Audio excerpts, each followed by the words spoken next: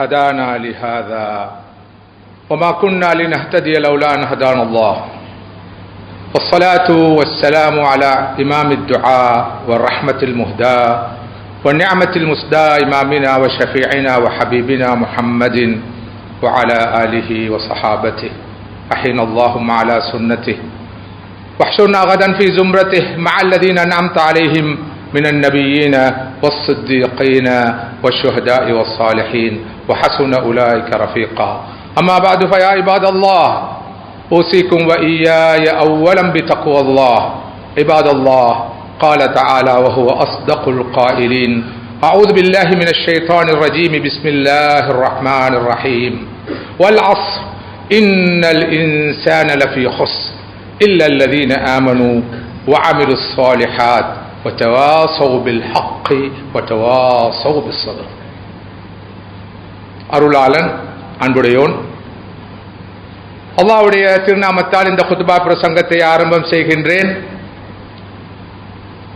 அகிலங்களை படைத்து பரிபாலித்து ரட்சித்து காப்பாற்றுகின்ற அல்லாஹ்வுக்கே எல்லா புகழும் உரித்தாகட்டும். ஸலவாத்தும் ஸலாமும் முஹம்மது முஸ்தபா ரசூலுல்லாஹி ஸல்லல்லாஹு அலைஹி வஸல்லம் அவர்கள் மீதும் அவருடைய கிளையார்கள் தோழர்கள் அன்னாரை பின்பற்றி வாழுகின்ற நல்லடியார்கள் அனைவர் மீதும் உண்டாவதாக. அல்லாஹ்வுடைய நல்லடியார்களே, இஸ்லாமிய சகோதரர்களே, அல்லாஹ்வை பயந்து அவனுக்கே வழிபட்டு அவரது சட்டத்திட்டங்களையே வாழ்வின் எல்லா சந்தர்ப்பங்களிலும் ஏற்று வாழுமாறு முதல் எனக்கும் அப்பால் உங்களுக்கும் நல்லுபதேசம் செய்கின்றேன். அல்லாஹ்வுடைய நல்லடியார்களே, ஈமானிய உறவுகளே, மற்றும் ஒரு முஹர்ரம் புத்தாண்டு பிறந்திருக்கின்றது. ஹிஜ்ரி 1447 ஆண்டை வழி அனுப்பி ஹிஜ்ரி 1448 ஆண்டை வரவேற்கின்ற தருணம் இது. ஒரு வருடத்துக்கு விடை கொடுத்து மற்றொரு வருடத்தை இதோ வரவேற்கின்றோம். இதுதான் வாழ்க்கை. ஒரு வருடத்துக்கு விடை கொடுப்போம், மற்றொரு வருடத்தை வரவேற்போம். இவ்வாறு ஒரு மாதத்துக்கு விடை கொடுத்து மற்றொரு மாதத்தையும், ஒரு வாரத்துக்கு விடை கொடுத்து மற்றொரு வாரத்தையும், ஒரு நாளைக்கு விடை கொடுத்து மற்றொரு நாளையும் வரவேற்று இறுதியில் ஒவ்வொருவருக்கும் உரிய அஜல் விதிக்கப்பட்ட தவணை வருகிற போது முழு வாழ்க்கைக்கும் உலக வாழ்க்கைக்கும் நானும் நீங்களும் விடை கொடுக்க வேண்டி இருக்கும். ஃபைதா ஜா அஜலுஹும் லா யஸ்தகிருன ஸாஅத்தன் வலா யஸ்தக்திமூன். அவர்களுக்குள்ள அஜல் தவணை வந்துவிட்டால் அவர்கள் சற்றும் முற்படுத்தப்படவோ பிற்படுத்தப்படவோ மாட்டார்கள். உரிய நேரத்தில் நிர்ணயிக்கப்பட்ட வேளையில் சந்தர்ப்பத்தில் அவர்கள் இந்த உலக வாழ்க்கையை நிறைவு செய்ய வேண்டி இருக்கும். வலை யுஅখিরুல்லாஹு நஃப்ஸன் இதா ஜா அஜலுஹா. ஒருவருக்குரிய, ஒரு ஆத்மாவுக்குரிய, ஒரு மனிதனுக்குரிய அஜல் வந்துவிட்டால் அல்லாஹு தஆலா அதனை ஒரு நாளும் தாமதப்படுத்த மாட்டான். சகோதரர்களே, அல்லாஹ்வுடைய நல்லடியார்களே, மனிதன் என்றால் யார்? மனிதன் என்பவன் சில வருடங்களுடைய, சில மாதங்களுடைய, சில வாரங்களுடைய, சில நாட்களுடைய ஒரு தொகுதி, ஒரு தொகுப்பு. இமாம் அல் ஹசன் அல் பஸரி ரஹிமுல்லாஹ் அவர்கள் சொன்னார்கள், மனிதா நீ யார் தெரியுமா? நீ சில நாட்களுடைய தொகுப்பு. உனக்கென்று நிர்ணயிக்கப்பட்ட ஒவ்வொரு நாளும் கழிந்து கழிந்து உனக்கு என்று வழங்கப்பட்ட இறுதி நாள் முடிவடைகிற போது உனது உலக வாழ்க்கையை நீ நிறைவு செய்ய வேண்டி இருக்கும். இப்ப நானும் நீங்களும் சில வருடங்களின் தொகுப்பு, சில மாதங்களின் தொகுதி, சில வாரங்களின், சில நாட்களின் தொகுப்பாக இருக்கிறோம். எமக்கென்று அல்லாஹ் தந்த அந்த வருடங்களும் மாதங்களும் வாரங்களும் நாட்களும் மணி நேரங்களும் எப்போது முடிவடைகின்றனவோ அப்போது நமது வாழ்க்கை முடிந்துவிடும்.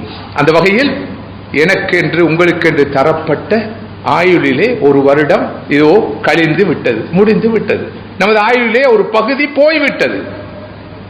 இது முஹாசபாவுக்குரிய நேரம், இது சுய விசாரணைக்குரிய சந்தர்ப்பம், இலாப நஷ்ட கணக்கு பார்க்க வேண்டிய நேரம். கடந்த ஆண்டு லாபகரமான ஆண்டாக அமைந்ததா அல்லது கடந்த ஆண்டு உண்மையில் நஷ்டத்தில் முடிந்ததா? கடந்த வருடம் எப்படி அமைந்தது, எவ்வாறு அமைந்தது? கடந்த வருஷம் நாளை மறுமையில் எனக்கும் உங்களுக்கும் சார்பாக சாட்சி சொல்லுமா அல்லது எமக்கு எதிராக சாட்சி சொல்லுமா? அல்லாஹ்வுடைய நடிகார்களே, இஸ்லாமிய சகோதரர்களே, வாழ்க்கையை இரண்டு விதமாக நாம் அமைத்துக் கொள்ளலாம். Life between consuming and investing. நாம் விரும்பினால் இந்த வாழ்க்கையை முதலீடு செய்யலாம். முதலீடு செய்தால் நாம் லாபம் ஈட்டலாம், வெற்றியாளராக மாறலாம். விரும்பினால் இந்த உலக வாழ்க்கையை நுகர்ந்து முடிக்கலாம், அனுபவித்து முடிக்கலாம். அதன் விளைவு நஷ்டமாக இருக்கும், தோல்வியாக இருக்கும். இந்த பெரிய உண்மையை, வாழ்க்கை தொடர்பான இந்த பெரிய உண்மையை தான் சூரா அல் அஸ்ர் என்ற சிறிய சூரா எனக்கும் உங்களுக்கும் சொல்லிக் கொண்டிருக்கிறது. வல் அஸ்ர் இன்னல் இன்சான லஃபீ குஸ்ர் இல்லல்லதீன ஆமனூ வ அமிலுஸ் ஸாலிஹாத் வ தவாஸவ் பில் ஹக் வ தவாஸவ் பிஸ் ஸப்ர். இமாம் ஷாஃபிஈ ரஹிமஹுல்லாஹ் அவர்கள் சொன்னார்கள், லவ் ததப்பர الناس هذه السورة لكفتهم لو لم ينزل الله الا هذه السورة لكفتهم. அல்லாஹ் தஆலா அல் குர்ஆனில் இந்த ஒரு சூறாவை மாத்திரம் இறக்கி இருந்தாலே மனிதர்களுக்கு வழிகாட்டுவதற்கு அது போதுமானதாக இருக்கும். இந்த ஒரு சூரா சொல்லும் செய்தியை மாத்திரம் மனிதர்கள் ஆழமாக புரிந்து கொண்டாலே, உள்வாங்கிக் கொண்டாலே அவருடைய வாழ்க்கையில் தேவையான மாற்றம் வரும் என்று சொன்னார்கள். இந்த சூரா நமக்கு சொல்கிற செய்தி, நாம் விரும்பினால் இந்த வாழ்க்கையை முதலீடு செய்யலாம், விரும்பினால் நுகர்ந்து முடிக்கலாம். இப்போது இந்த வேளையில், இந்த சந்தர்ப்பத்தில் நானும் நீங்களும் தனிப்பட்ட முறையில் எமது உள்ளத்தில் எழுப்ப வேண்டிய வினா என்ன? இதுவரை வாழ்ந்த வாழ்க்கை நுகர்ந்து முடிக்கப்பட்ட வாழ்க்கையா, முதலீடு செய்யப்பட்ட வாழ்க்கையா?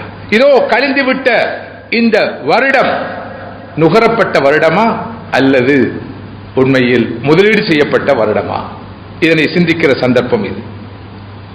கடந்த ஆண்டை நாங்கள் முதலீடு செய்தோமா அல்லது வெறுமனே நுகர்ந்து முடித்தோமா?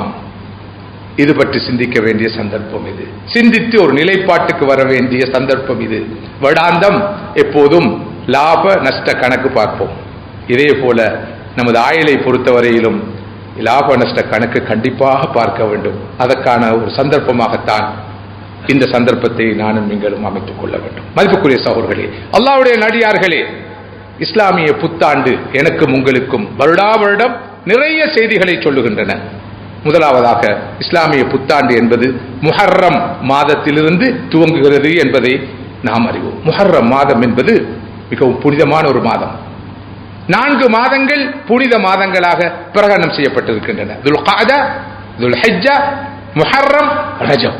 இவ்வாறு புனித மாதங்களாக யுத்தம் செய்வதற்கு கூட, சண்டை பிடிப்பதற்கு கூட தடை செய்யப்பட்ட, விலக்கப்பட்ட இந்த 4 மாதங்களிலே ஒரு மாதம் தான் முஹர்ரம் மாதம்.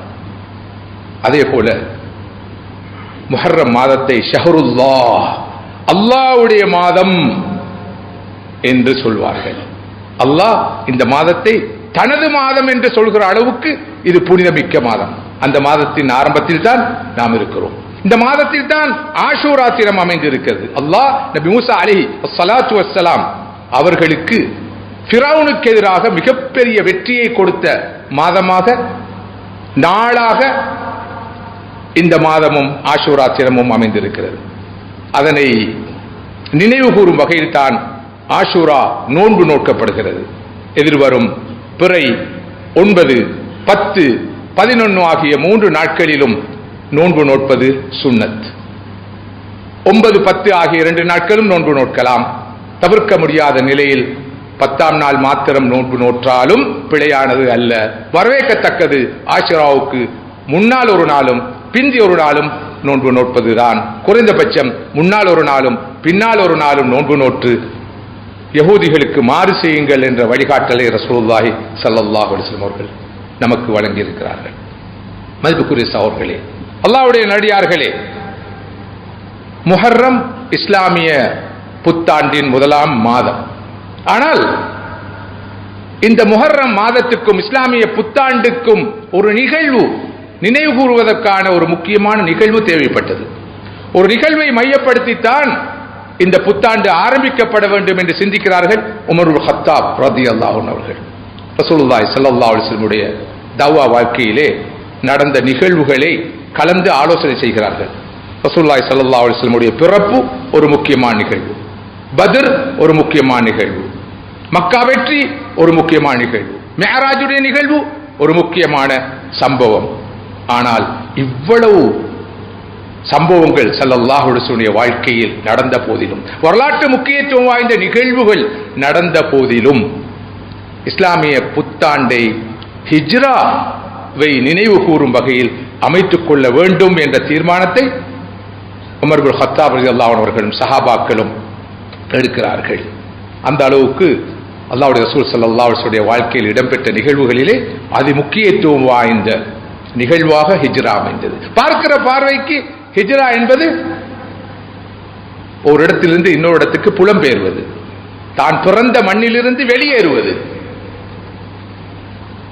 அது ஒரு நல்ல நிகழ்வு அல்ல, அது கவலைக்குரிய நிகழ்வு. ஆனால் ஸல்லல்லாஹு அலைஹி வஸல்லம் வாழ்க்கையை பொறுத்தவரையிலே அவர்கள் மக்கத்து மண்ணிலிருந்து வெளியேறி மதீனாவுக்கு புலம்பெயர்ந்த அந்த ஹிஜ்ரத் என்ற நிகழ்வு மிகப்பெரிய திருப்பு முனையாக அமைந்தது.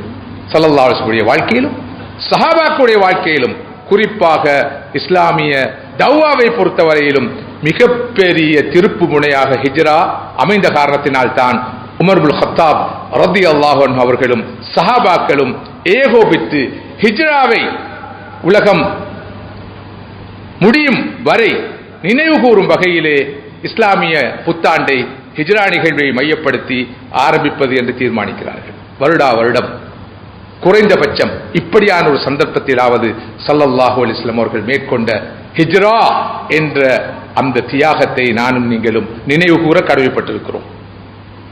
ஹிஜ்ரா நமக்கு சொல்லும் செய்திகள் ஒன்று அல்ல, இரண்டு அல்ல, எத்தனையோ செய்திகளை ஹிஜ்ரத் நமக்கு சொல்லிக் கொண்டிருக்கிறது.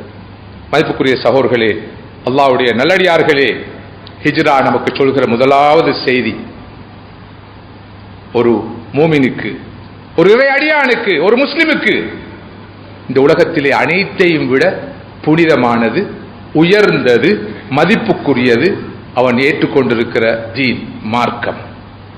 இந்த தீனுடைய புனிதத்துவத்தை பாதுகாப்பதுதான் த டாப் பிரையாரிட்டியாக ஒரு மூமினை பொறுத்தவரையில் முதலாவது முன்னுரிமையாக அமைதல் வேண்டும். அந்த வகையில் தான் ஸல்லல்லாஹு அலைஹி வஸல்லம் அவர்களும் சஹாபாக்களும் பிறந்த மண்ணை விட்டு வெளியேறுகிறார்கள், வீடு வாசல்களை விட்டு வெளியேறுகிறார்கள், சொத்து சுகங்களை எல்லாம் இழந்து விட்டு வெளியேறுகிறார்கள். சஹாபாக்கள் தமது தொழில் துறவுகளை, வர்த்தகத்தை, வியாபாரத்தை, வணிக முயற்சிகள் அனைத்தையும் விட்டு விட்டு வெளியேறுகிறார்கள், வெறும் கையோடு வெளியேறுகிறார்கள். எதற்காக? அல்லாஹ்வுடைய தீனுக்காக. தீன் தான் நமது முதல் தர முன்னுரிமை. நமது மார்க்கத்திலே மகாசிது ஷரியா, ஹையர் ஆப்ஜெக்டிவ்ஸ் ஆஃப் ஷரியா, ஷரியாவுடைய குறிக்கோள்கள் என்று 6 குறிக்கோள்கள் இருக்கின்றன. ஒரு குறிக்கோள் ப்ரொடெக்ஷன் ஆஃப் தீன், அல்லாஹ்வுடைய தீன் பாதுகாக்கப்பட வேண்டும். அடுத்தது ப்ரொடெக்ஷன் ஆஃப் லைஃப், மனித உயிர் பாதுகாக்கப்பட வேண்டும். அடுத்ததாக ப்ரொடெக்ஷன் ஆஃப் வெல்த், மனிதர்களுடைய சொத்து செல்வம் பாதுகாக்கப்பட வேண்டும். அடுத்ததாக ப்ரொடெக்ஷன் ஆஃப் இன்டெலெக்ட், மனிதனுடைய அறிவு புத்தி பாதுகாக்கப்பட வேண்டும். இவற்றோடு ப்ரொடெக்ஷன் ஆஃப் ஆனர், ஒவ்வொரு மனிதனுடைய சுயமரியாதை, செல்ஃப் ரெஸ்பெக்ட், செல்ஃப் டிக்னிட்டி பாதுகாக்கப்பட வேண்டும். இவற்றோடு ப்ரொடெக்ஷன் ஆஃப் ப்ரொஜெனி, மனித இனம் பாதுகாக்கப்பட வேண்டும், மனித இனத்தின் பாதுகாப்பு உத்தரவாதப்படுத்தப்பட வேண்டும். இவையெல்லாம் ஷரியாவுடைய ஹையர் ஆப்ஜெக்டிவ்ஸ், மிக உயர்ந்த குறிக்கோள்கள். இவற்றை அடையும் வகையில் தான் ஷரியத்துடைய சட்டங்கள் அமையப்பட்டிருக்கின்றன. ஆனால் ஒப்பிட்டு ரீதியில் த ஹையஸ்ட் ஆப்ஜெக்டிவ் எது தெரியுமா? ஹிஃப்துத்தீன், அல்லாஹ்வுடைய தீன் பாதுகாக்கப்பட வேண்டும். அல்லாஹ்வுடைய தீனுக்கு எந்த ஆபத்தும் வந்து விடக்கூடாது. அல்லாஹ்வுடைய தீனை பாதுகாக்க, ஈமானை பாதுகாக்க, தீனுடைய முகத்தஸாத் என்று சொல்லப்படுகிற புனிதமான அனைத்தையும் பாதுகாக்க எல்லா வகையான தியாகங்களையும் செய்ய, நடவடிக்கைகளை மேற்கொள்ள இறை விசுவாசிகள் தயாராக இருக்க வேண்டும். எல்லாம் பாதுகாக்கப்பட வேண்டும், அனைத்தும் மேம்படுத்தப்பட வேண்டும். ஆனால் ஒப்பிட்டு ரீதியில் அது கூடிய முக்கியத்துவம் தீனுக்கு, தீனுடைய பாதுகாப்புக்கு, அதன் புனிதத்துவத்துக்கு வழங்கப்பட வேண்டும் என்ற மிகப்பெரிய செய்தியை ஹிஜ்ரத் நமக்கு சொல்லுகிறது. அல்லாஹ்வுடைய தீனுக்கு முன்னால் நிலம் முக்கியம் அல்ல, பூமி முக்கியம் அல்ல, ஊர் முக்கியம் அல்ல, குடும்பம் முக்கியம் அல்ல, பதவி முக்கியம் அல்ல, சமூக அந்தஸ்து முக்கியம் அல்ல, சோசியல் ஸ்டேட்டஸ் முக்கியம் அல்ல, எனது வருமானம் முக்கியம் அல்ல, எனது வாழ்வாதாரம் முக்கியம் அல்ல, எதுவும் முக்கியம் அல்ல. அல்லாஹ்வுடைய தீன் தான் முதல் தர முன்னுரிமையாக அமைதல் வேண்டும் என்ற செய்தியை ஹிஜ்ரா நிகழ்வு வருடா வருடம் எனக்கும் உங்களுக்கும் சொல்லிக் கொண்டிருக்கிறது. அந்த வகையில் தான் இன்று உலகிலே வாழுகிற 200 கோடி முஸ்லிம்களுள் பெரும்பாலானவர்கள் தமது தீனை பாதுகாப்பதில், தமது தீனை மேம்படுத்துவதில், தீனுடைய செய்தியை முன்னெடுப்பதில் ஒப்பீட்டு ரீதியில் மிகவும் தீவிர ஆர்வம் காட்டக்கூடியவர்களாக இருப்பதை நாம் பார்க்கிறோம். இது உண்மையில் இஸ்லாத்துக்கே உரிய, முஸ்லிம்களுக்கே உரிய மிக முக்கியமான அம்சம். நமது அன்றாட வாழ்க்கை ஒவ்வொரு நாளும் தீனுக்குத்தான் முன்னுரிமை, அமல் இபாதத்துகளுக்கு முன்னுரிமை, வணக்க வழிபாடுகளுக்கு முன்னுரிமை, நன்மையான காரியங்களுக்கு முன்னுரிமை, அல்லாஹ்வுடைய திருப்தியை பெறத்தக்க விஷயங்களுக்கு முன்னுரிமை. உலக வாழ்க்கையை கொடுக்கிற முக்கியத்துவத்தை விட நமது தொழில் துறவுகளுக்கும் வர்த்தக முயற்சிகளுக்கும் ஏனைய உலக விவகாரங்களுக்கும் கொடுக்காத முக்கியத்துவத்தை தீனுக்கு, தீனுடைய வாழ்க்கைக்கு, தீன் எதிர்பார்க்கிற அமல் இபாதத்துகளுக்கு கொடுக்கப்பட வேண்டும். அல்லாஹ்வுடைய அடியார்களே, இஸ்லாமிய சகோதரர்களே, குர்ஆன் இதனை அழகாக சொல்கிறது. உலக வாழ்க்கையில் ஈடுபடுங்கள், வாழ்வாதாரத்தை தேடுங்கள், பொருளாதாரத்தை நாடி செல்லுங்கள், உழைப்பில் ஈடுபடுங்கள், சம்பாத்தியத்தில் ஈடுபடுங்கள். ஆனால் எப்படி? ஃபம்ஷூ ஃபீ மனாகிபிஹா, அல்லாஹ்வுடைய பூமியில் நடந்து சென்று நீங்கள் அல்லாஹ்வுடைய அருளை தேடுங்கள். ஃபந்தஷ்ரு ஃபில் அர்தி வப்தகு மின் ஃபத்லில்லாஹ், பூமியில் சாதாரணமாக பறந்து சென்று அல்லாஹ்வுடைய அருளை தேடுங்கள், உலக விவகாரங்கள் ஈடுபடுங்கள். ஆனால் ஆன்மீகம் என்று வந்துவிட்டால், தீன் என்று வந்துவிட்டால், மறுமை என்று வந்துவிட்டால், அமல் இபாதத் என்று வந்துவிட்டால், சுவன நோக்கிய பயணம் என்று வந்துவிட்டால், ஃபஸ்ஆவு இலா திக்ரில்லாஹ், விரைந்து செல்லுங்கள், வேகமாக செல்லுங்கள். ஃபஃபிர்ரு இலல்லாஹ், அல்லாஹ்வை நோக்கி விரைந்து ஓடுங்கள். ஃபஸ்தபிகுல் கைராத், நன்மையான காரியங்களிலே போட்டி போடுங்கள். வஸாரிஉ இலா மக்ஃபிரா மின் ரப்பிக்கும், அல்லாஹ்வுடைய மன்னிப்பை நோக்கி வேகமாக செல்லுங்கள், விரைந்து செல்லுங்கள், வேகமாக செல்லுங்கள், பறந்து செல்லுங்கள், ஓடி செல்லுங்கள், போட்டி போட்டுக் கொண்டு செல்லுங்கள். ஆனால் உலக விவகாரத்தில் ஈடுபடுங்கள், கண்டிப்பாக ஈடுபடுங்கள், சாதாரணமாக செல்லுங்கள், நடந்து செல்லுங்கள். இதுதான் அந்த பேலன்ஸ், இதுதான் அந்த பேலன்ஸ் உலக வாழ்க்கைக்கும் மர்மை வாழ்க்கைக்கும் இடையில், உலக விவகாரங்களுக்கும் ஆன்மீக விவகாரங்களுக்கு இடையில், துனியாவுடைய விவகாரங்களுக்கும் தீனுடைய விவகாரங்களுக்கும் இடையிலே பேணப்பட வேண்டிய அந்த சமநிலை. இந்த பூமி பந்து 23.5 பாகை சரிவில் இருக்கிறது. அதுதான் இந்த பூமிக்கான பேலன்ஸ். இதே போல ஒரு மூமினுடைய தீனுடைய வாழ்க்கையும் இந்த பேலன்ஸை பேணும் வகையில் அமைய வேண்டும். எனவே முன்னுரிமை, முதல் தர முன்னுரிமை தீனுக்கும் தீன் சார்ந்த விஷயங்களுக்கும் கொடுக்கப்பட வேண்டும் என்ற செய்தியை ஹிஜ்ரா நமக்கு சொல்லி நிற்கிறது. ஹிஜ்ரா நமக்கு சொல்லுகிற அடுத்த முக்கியமான செய்தி, தியாகம் இல்லாமல் வாழ்வு இல்லை. உங்களுக்கு உயர்வு வேண்டுமா, மதிப்பு மரியாதை வேண்டுமா, கண்ணியம் வேண்டுமா, அதற்கான வழி தியாகம். தியாகம் செய்கிற அளவுக்குத்தான் நாம் தலைநிமிர்ந்து வாழலாம். உலகில் தலைநிமிர்ந்து வாழலாம், நாளை மறுமையில் நிலையான அல்லாஹ்வுடைய திருப்தியை பெறலாம். ஸல்லல்லாஹு அலைஹி வஸல்லம் அவர்களும் சஹாபாக்களும் செய்த தியாகம் சாமானியமானதல்ல. ஹிஜ்ரத் மூலம் செய்த தியாகம் அளப்பரிய தியாகம். அதன் விளைவு என்ன? மதீனத்து மண்ணிலே அவர்கள் தலைநிமிர்ந்து வாழ்கிறார்கள்.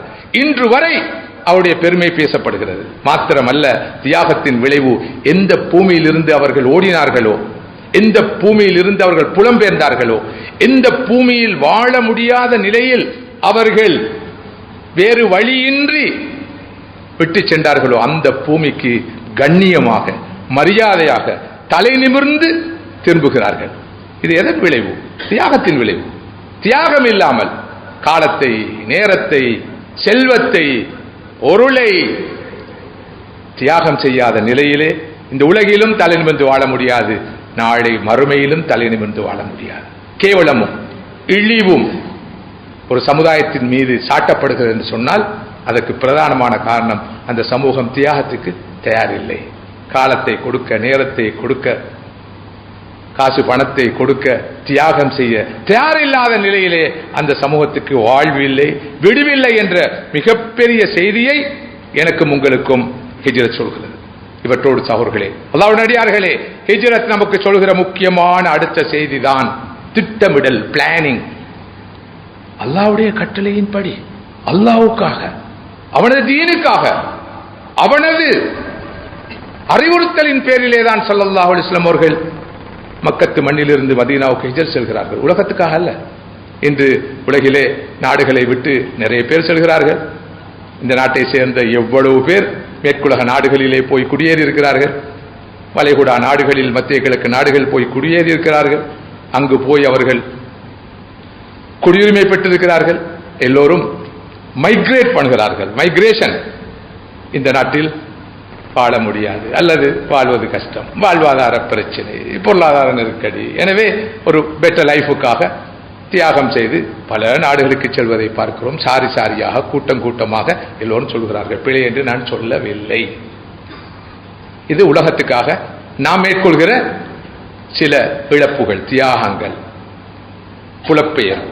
ஆனால் அன்று ஸல்லல்லாஹு அலைஹி வஸல்லம் அவர்களும் சஹாபாக்களும் மைக்ரேட் பண்ணார்கள் மக்காவிலிருந்து மதீனாவுக்கு. அதுக்கு முன்பு சஹாபாக்கள் மக்காவிலிருந்து அபிசீனியாவுக்கு புலம்பெயர்ந்தார்கள். எதற்காக? அல்லாஹ்வுடைய தீனுக்காக, நமது ஈமானை பாதுகாத்துக் கொள்ள, நமது கொள்கையை பாதுகாத்துக் கொள்ள, அதனை வளர்க்க, அதனை மேம்படுத்த அவர்கள் பயணித்தார்கள். ஆனால் அத்தகைய அல்லாஹ்வுக்காக மேற்கொள்ளப்பட்ட அந்த பணியில் கூட ஸல்லல்லாஹு அலைஹி வஸல்லம் அவர்களிடம் திட்டமிடல் இருந்தது. துல்லியமான திட்டமிடல் இருந்தது. மிகச் சரியான திட்டமிடல் இருந்தது. ஸல்லல்லாஹு அலைஹி வஸல்லம் முழு சீராவிலும் வாழ்க்கையிலும் அவர்கள் அனைத்தையும் திட்டமிட்டுத்தான் முன்னெடுத்தார்கள். ஒரு பக்கம் நபி அவர்கள் பிரியாரிட்டிஸை பார்த்தார்கள், முன்னுரிமைகளை, ப்ரொபோஷனை பார்த்தார்கள். அவற்றை அடிப்படையாக கொண்ட பிளானிங், திட்டமிடல் அடிப்படையில் தான் அனைத்தையும் மேற்கொண்டார்கள். அபிசீனியாவுக்கு சஹாபாக்கள் ஒரு சாராரை ஸல்லல்லாஹு அலைஹி வஸல்லம் அனுப்பி வைக்கிறார். ஏன் அபிசீனியாவை தெரிவு செய்ய வேண்டும்? அரபு தீபகற்பம் இருந்தது, பாரசீகம் இருந்தது, ரோம சாம்ராஜ்யம் இருந்தது, சீனா இருந்தது, இந்தியா இருந்தது. இவ்வளவு நாடுகள் இருக்கிற போது ஸல்லல்லாஹு அலைஹி வஸல்லம் அவர்கள் ஏன் அபிசீனியாவை சஹாபாக்கள் முதலாவது ஹிஜ்ரத்தை மேற்கொள்வதற்காக தெரிவு செய்ய வேண்டும்? சாமானியமான ஒரு நகர்வு அல்ல, முடிவு அல்ல. அரசியல் கண்ணோட்டத்தில், பொருளாதார கண்ணோட்டத்தில், அன்றிருந்த ஜியோ பொலிட்டிக்ஸ், அன்றிருந்த புவி அரசியல் கண்ணோட்டத்தில் தான் ஸல்லல்லாஹு அலைஹி வஸல்லம் அவர்கள் அபிசீனியாவை தெரிவு செய்தார்கள். இதனை நான் உங்களுக்கு ஒரு ஹோம்வொர்க்காக தருகிறேன். ஏன் முதலாவது ஹிஜ்ரத் அபிசீனியாவுக்கு மேற்கொள்ளப்பட்டது, அபிசீனியா ஏன் தெரிவு செய்யப்பட்டது என்பதை நீங்கள் படிக்க வேண்டும். பாரசீகம் அன்றிருந்த போதிலும் அது ஒரு நல்லரசாக இருக்கவில்லை. அது அன்றைய வல்லரசு. அங்குள்ள ஆட்சியாளர்களை நம்ப முடியாத அநியாயக்காரர்களாக இருந்தார்கள். ரோமர்களும் அப்படித்தான் இருந்தார்கள். சீனா வெகு தூரத்தில் இருந்தது, இந்தியா வெகு தூரத்தில் இருந்தது. இங்கு அனுப்பினால் தொடர்பாடல் இல்லாமல் போய்விடும், கம்யூனிகேஷன் இல்லாமல் போய்விடும். இந்த சஹாபாக்கள் ஈமானை இழந்து விடலாம். இப்படி பக்கத்தில் இருக்கிற நாட்டுக்கு போனால் அரபு குறைஷியர்கள் ஓடிப்போய் அவர்களை பிடித்து விடுவார்கள், நோக்கம் பிழைத்து விடும். எனவே இடைப்பட்ட ஒரு இடம், அழகான ஒரு இடம், பொருத்தமான இடம் அபிசீனியா மாத்திரமல்ல. ஸல்லல்லாஹு அலைஹி வஸல்லம் அந்த காலத்து கண்டெம்பரரி அஃபேர்ஸ் எந்த அளவு தெரிஞ்சிருந்தது என்றால், அபிசீனியாவை பற்றியும், அபிசீனியாவுடைய ஆட்சியை பற்றியும், ஆட்சியாளனை பற்றியும், அவருடைய தன்மைகளை பற்றியும் ஸல்லல்லாஹு அலைஹி வஸல்லம் அறிந்திருந்தார்கள். அவர்கள் என்ன சொன்னார்கள் தெரியுமா? நீங்கள் அபிசீனியாவுக்கு செல்லலாம், அங்கு உங்களுக்கு பாதுகாப்பு கிடைக்கும். ஏனென்றால் இன்னலஹா மலிகன் அர்ஜு அல்லா துஸ்லமு இன்தஹு, அங்க இருக்கிற ஆட்சியாளர் இருக்கிறானே அவர் நல்லவர், நியாயமாக நடந்து கொள்வார், உங்களுக்கு அநியாயம் செய்ய மாட்டார். இவ்வளவு பெரிய அரசியல் சாணக்கியம் அல்லாஹ்வுடைய ரசூல் ஸல்லல்லாஹு அலைஹி வஸல்லம் இருந்திருக்கிறது. அதுதான் வைத்திருந்தார்கள். எனவே தவக்குல் என்ற பெயரிலே நபி அவர்களிடம் தவாக்குல் இருக்கவில்லை. அல்லாஹ் பார்த்துக் கொள்வான், எங்கேயாவது போங்க, அல்லாஹ்வுடைய பாதுகாப்பு கிடைக்கும் என்று அனுப்பி வைக்க இல்லை என்பது புரியப்பட வேண்டும். மிக துல்லியமாக திட்டமிட்டார்கள். ஸல்லல்லாஹு அலைஹி வஸல்லம் மேற்கொண்ட மதீனத்து ஹிஜ்ரத்தை பாருங்கள். மதீனாவை நபி அவர்கள் சும்மா தெரிவு செய்யவில்லை. ஆரம்பமாக மதீனா மக்களோடு 2 உடன்படிக்கைகள் செய்தார்கள். பைஅத்துல் அக்பத்துல் ஊலா, பைஅத்துல் அக்பத்து ஸானியா, 2 உடன்படிக்கைகள் செய்து கொண்டார்கள். நான் அங்கு வந்தால் என்னை நீங்கள் வரவேற்க வேண்டும், பாதுகாக்க வேண்டும், எனக்கு கட்டுப்பட வேண்டும், எல்லா நிலையிலும் நீங்கள் எனக்கு பக்கபலமாக இருக்க வேண்டும் என்று உடன்படிக்கை செய்து கொண்டார்கள். பயணத்திலே தனக்கு நெருங்கிய ஒரு தோழரை தெரிவு செய்தார்கள். மிக பொருத்தமானவர் யார்? அபூபக்கர் ரலியல்லாஹு அன்ஹு அவர்கள். அல்லாஹ் அல்லாத ஒருவரை நான் நண்பனாக எடுத்துக்கொள்வதாக இருந்தால் அபூபக்கரை தான் எடுத்துக்கொள்வேன் என்று நபி அவர்கள் சொல்லியிருக்கிறார். அந்த அளவுக்கு விசுவாசமான ஒருவர் அன்று ஸல்லல்லாஹு அலைஹி வஸல்லம் சமூகத்தில் இருந்தால் அவர்தான் அபூபக்கர் ரலியல்லாஹு அன்ஹு. நபி அவருக்கு நெருக்கமானவர். அவரை பயணத்தோழராக தெரிவு செய்கிறார்கள். வழிகாட்டி ஒன்று தேவை. வளமையாக செல்லும் பாதையில் சென்று விட்டால் குறைஷியர் வந்து பிடித்துக் கொள்வார்கள். எனவே புதிய ஒரு பாதையில் செல்ல வேண்டும். புதிய பாதையில் செல்வதாக இருந்தால் வழிகாட்டி தேவை. பாலைவனம் அப்துல்லா பின் உரைக்கத் என்ற ஒரு முஸ்லிம் அல்லாத சகோதரரை தெரிவு செய்கிறார்கள். எப்படி முஸ்லிம் அல்லாதவர்களோடு ஸல்லல்லாஹு அலைஹி வஸல்லம் அவர்கள் நெருக்கமான நல்லுறவை வைத்திருந்தாண்டு பாருங்கள். ஒரு இக்கட்டான நெருக்கடியான நேரத்திலே ஒரு முஸ்லிம் அல்லாதவரை தனக்கு வழிகாட்டியாக நபி அவர்கள் தெரிவு செய்கிறார்கள் என்றால் அவரோடு எத்தகைய ஒரு இறுக்கமான நெருக்கமான சிநேகபூர்வமான தொடர்பு இருந்திருக்க வேண்டும். அபூபக்கர் ரலியல்லாஹு அன்ஹு அவர்களை பார்த்து சொல்கிறார்கள், பயணம் இருக்கிறது, ஒரு நீண்ட பயணம், தயாராகுங்கள். அபூபக்கர் ரலியல்லாஹு அன்ஹு எப்படி யோசிச்சிருக்க வேண்டும்? அல்லாஹ்வுடைய ரசூலோட பயணம், அல்லாஹ்வுக்கான பயணம், தீனுக்கான பயணம். ஜிப்ரீல் அலைஹிஸ்ஸலாம் அவர்கள் புராக்கோடு வருவார்கள். சும்மா அழகாக ஒரு பயணம் போக கிடைக்கும் என்று நினைத்திருக்க வேண்டும். அபூபக்கருடைய ஈமானை ஒரு தட்டிலும் முழுவதும் சமுதாயத்துடைய ஈமானை இன்னொரு தட்டிலும் வைத்தால் அபூபக்கருடைய ஈமானுடைய தட்டு தான் ரலியல்லாஹு அன்ஹு கனதியாக இருக்கும் என்று கேள்விப்பட்டிருக்கிறோம் அல்லவா? அப்படிப்பட்ட அபூபக்கர் ரலியல்லாஹு அன்ஹு அவர்கள் உடனடியாக 2 ஒட்டகங்களை வளர்க்கிறார்கள், தீனி போடுகிறார்கள், பயணத்துக்கு தயார்படுத்துகிறார்கள். சபப் போதிய காரணிகளை கவனத்தில் கொண்டு வழி செய்கிறார்கள். செல்லும் பாதையில் எங்கு தங்குவது என்பதை ஸல்லல்லாஹு அலைஹி வஸல்லம் திட்டமிடுகிறார்கள். சௌர் குகையில் தான் இடையிலே தங்க வேண்டும். செய்திகள் வர வேண்டும் அல்லவா, தகவல்கள் வர வேண்டும் அல்லவா, குறைஷியருடைய நடமாட்டம் எப்படி இருக்குன்னு தெரிந்து கொள்ள வேண்டும் அல்லவா, சாப்பாடு கிடைக்க வேண்டும் அல்லவா, உணவு வேண்டும் அல்லவா. அதற்கு 2 பேரை நியமிக்கிறார்கள் ஸல்லல்லாஹு அலைஹி வஸல்லம் அவர்கள். ஒன்று அஸ்மா பின்த் அபீ பக்கர், ஒரு பெண்ணுடைய வகிபாகத்தை பாருங்கள், ஒரு பெண்ணுடைய பங்களிப்பை பாருங்கள். அடுத்தது அப்துல்லா பின் அபீ பக்கர். இந்த 2 பேரும் தினந்தோறும் ஸல்லல்லாஹு அலைஹி வஸல்லம் சென்ற பாதையிலே மிக கவனமாக வந்து செய்திகளையும் சொல்லுவார்கள், சாப்பாடும் கொடுத்து விட்டு செல்வார்கள். இவர்கள் செல்லும் பாதையிலே தடயங்கள் இருக்கும், அடையாளங்கள் இருக்கும் பாலைவனத்தில். அதை பார்த்து குறைஷியர்கள் வந்து பிடித்துக் கொள்வார்கள் அல்லவா. அதற்கு ஒருவர் நியமிக்கப்பட்டார், ஆமிர் பின் ஃபுஹைரா. அவருக்கு உள்ள வேலை என்ன தெரியுமா? ஒரு ஆட்டுக்கூட்டத்தை ஒவ்வொரு நாளும் அந்த பாதையில் அவர் எடுத்துக்கொண்டு போவார். அந்த ஆடுகளுடைய கால் பட்டு பாதங்கள் பட்டு அந்த அடையாளங்கள் அழிந்துவிடும். எப்பேற்பட்ட முன்னேற்பாடு, முன்னாயத்தம், எப்படிப்பட்ட பிளானிங் என்று சிந்து பாருங்க. ஏன் ஸல்லல்லாஹு அலைஹி வஸல்லம் சீராவில் இந்த பகுதிகள் பேசப்படுவதில்லை, பார்க்கப்படுவதில்லை, வெளிச்சம் போட்டு காட்டப்படுவதில்லை? இவையெல்லாம் செய்துவிட்டு தான் தவக்குள் வைக்கிறார்கள், அல்லாஹ் மீது பொறுப்பு சாட்டுகிறார்கள். தவர் குகையில இருக்கிறார்கள். குறைஷி காஃபிர் ஒரு கூட்டத்தார் அந்த இடத்துக்கு வந்து விட்டார்கள். அபூபக்கர் ரலியல்லாஹு அன்ஹு மேலே பார்க்கிறார்கள்.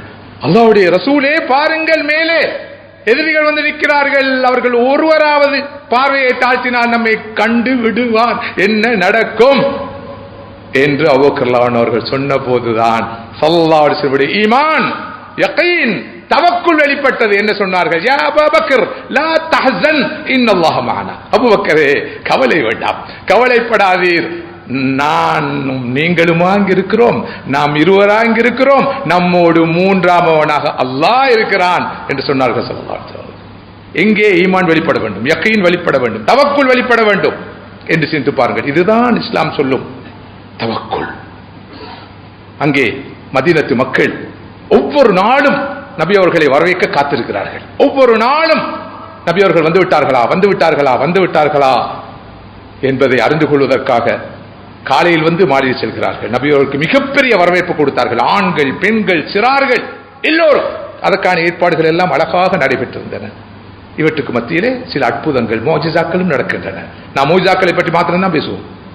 சில அசாதாரண நிகழ்வுகள் நடக்கின்றன. சுராக்கா நபி அவர்களை துரத்தி வந்த சுராக்காவுடைய அந்த குதிரைக்கு என்ன நடந்தது? எத்தனை தடவை அது பூமியினால் உள்வாங்கப்பட்டது. இறுதியில் சுராக்கா ஸல்லல்லாஹு அலைஹி வஸல்லம் அல்லாஹ்வுடைய தூதர்தான் என்பதை அறிந்து அந்த ஹிஜ்ரத் பயணத்தில் கூட ஹிதாயத் நசீபாகிறது. சுராக்கா இஸ்லாத்தை தழுவுகிறார். இந்த வரலாற்றை எல்லாம் நீங்கள் அறிந்திருப்பீர்கள்.